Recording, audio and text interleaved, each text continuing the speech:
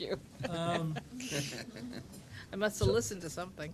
So I want to thank Senator Krueger and Assemblymember Ortiz for both sponsoring this legislation and for holding this forum today.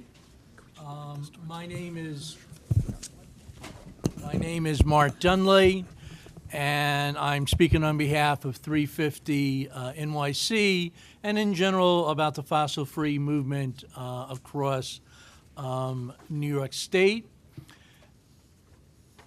There's been a lot of already excellent speakers today, and they've made a lot of the points that we wanted to make. We had worked with Mr. Knight on, trying to show that if 3 years ago when 350 NYC first began to raise the issue of divestment, if we in fact had done it, or the state had done it at that point, we'd be about $5.3 billion with more money than we presently have in the system. And I also note that since my wife is a former state worker, I actually have a vested interest in trying to maintain the solvency of the state pension plan. And there were a couple of remarks that were made earlier today I wanted to briefly comment upon. Since 350 began the campaign for divestment, there actually has been some institutions that have gone along with that.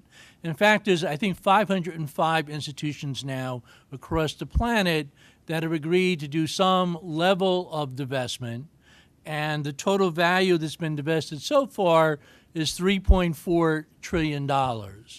And so while we would love to see New York State join that, and yes, New York State would be the first state pension plan if it was divested from all of fossil fuels, it would certainly not be the first institution either in the United States or New York State to have done so. Late last year, the mayor of New York City called for the city divestment plan, 5 plans actually, to be divested from coal and to at least begin to study the potential climate risk posed by our existing fossil fuel system.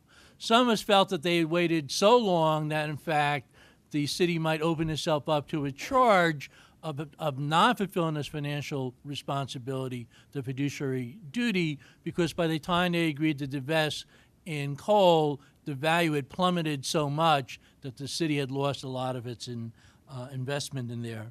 California also last year voted to divest, and earlier this year, the governor of Vermont called upon his state to divest from coal, but also from Exxon. And there seems to be sort of 3 major arguments when one talks about divestment. There's the moral argument, there is the argument about the future of the planet, and then there's the fiduciary argument. Of those 3 arguments, it doesn't really seem to be much debate about the moral and the future of the planet, and the only issue seems to be partially about the debate about fiduciary responsibility. And I think we heard a lot of testimony from this side of the room, other than one speaker, about the risk that we are seeing from continued investment in fossil fuels, that in Paris, what the world leaders said was that the era of fossil fuels is over with.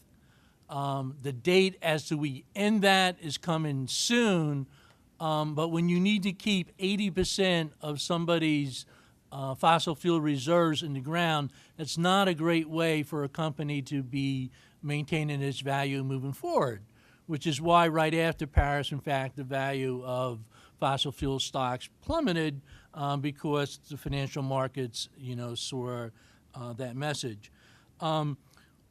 Climate change is getting worse. It's not getting better, and it's actually pretty difficult to keep up to speed. And actually, I'll disagree with some of the statements that were made today for not being strong enough with respect to the problem of climate change. Since we wrote our own testimony, scientific reports came out that the amount of the carbon budget that the planet has left, in other words, how much carbon can we burn in the future, in order to avoid catastrophic climate change is only half of what we've been talking about previously. So the idea that we can perhaps survive if we can keep 80% of the existing fossil fuels in the ground is actually not adequate at this point. And the other thing that has changed quite dramatically since Paris is that in Paris the world agreed, well, particularly the industrial polluters agreed with the developing nations that this target of target of trying to keep global warming to 2 degrees Celsius is inadequate. That for much of the planet, that would mean catastrophic climate change, particularly for the nations around the equator and particularly the nations at closer to the poles. And so the new goal is 1.5 degrees Celsius. It's no longer 2 degrees, and that means the efforts we have to take to reduce the amount of our carbon emissions has to double, so somewhere between 7 to 9% annual reduction. So it's even more imperative for the state to take action. And we heard initially from Bill McKibben, he has long pointed out if it's wrong to wreck the climate, then it is wrong to profit from that wreckage. And I must say, what level of insanity does it take to justify investing in something if there is scientific consensus that it threatens the ability of humans to survive on this planet?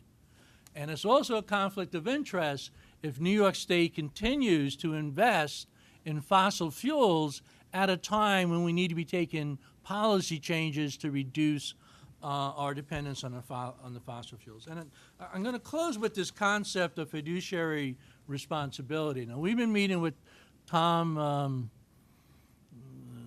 DiNapoli's staff for the last several years, and he makes his argument that, well, shareholder advocacy can have an impact. Well, shareholder advocacy has not had an impact on the use of fossil fuels over the last 2 decades.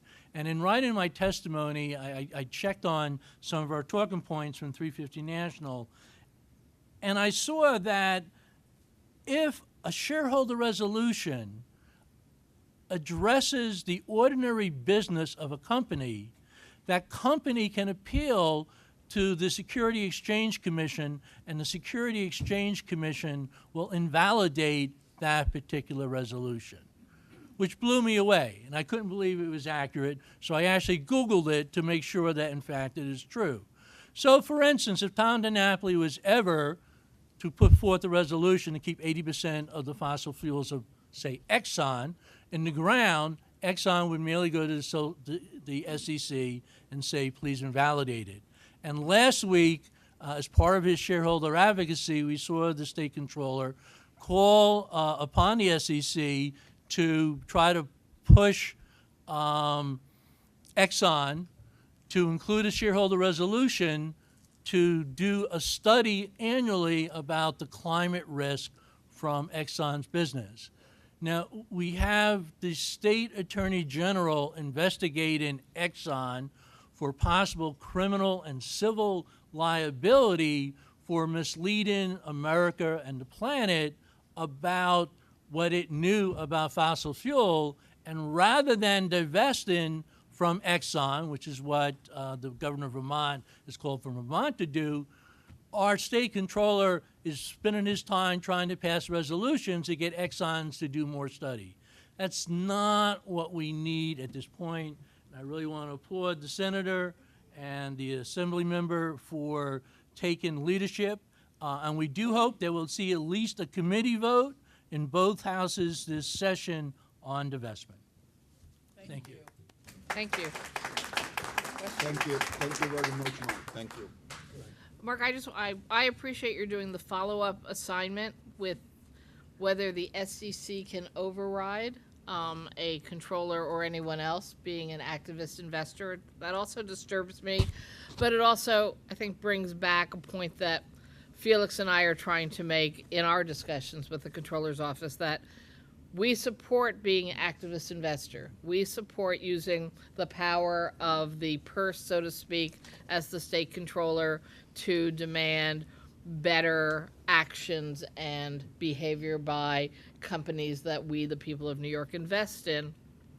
But the history specifically around the fossil fuel companies is that there has been no example where activist investors have influenced for the good the policies of the companies in the CU 200. And so even though that model apparently can be effective in some situations, I think going back to an earlier statement one of us made, if your fundamental business model is what's wrong, then activist shareholders aren't going to be able to impact you and your behavior by saying, please stop that, because please stop that is actually translate to, please stop exactly what you're in business to do. So I think it brings us back to what's different when you talk about a need to divest in fossil fuel companies as opposed to other dialogue about how the owners of stock can have significant impact on the behaviors of the companies that we invest in. And I think that is one of the unique realities of this discussion. So thank you for testifying. Thank you, Mark. Thank you.